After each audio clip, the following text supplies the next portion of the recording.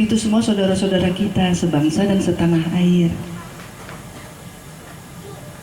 Jadi jangan sampai ada permusuhan.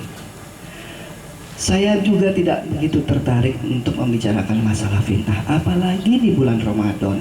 Nanti saya terjebak masuk ke dalam permainan itu, dan kita semua na'udzubillah min dzalik.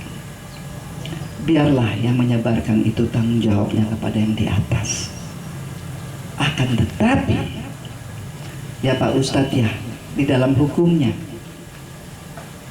yang difitnah, doanya itu lebih makbul. Jadi kita doa yang banyak kalau sampai kita difitnah. Ibaratnya tuh kita jalan di jalan tol tuh cepat sampainya tuh doa. Bahkan kita doakan juga yang memfitnah. Mudah-mudahan Allah memberikan petunjuk, membukakan hati dan pikirannya untuk mau menyadari. Situlah seharusnya kita hidup sebagai hamba-hamba Allah. Karena musuh kita itu bukan kita sebetulnya, bukan di antara kita, tapi sudah jelas-jelas di dalam Quran dan hadis, musuh kita adalah setan. Yang tadi juga saya katakan, bayangkan dari mulai dilempar ke dunia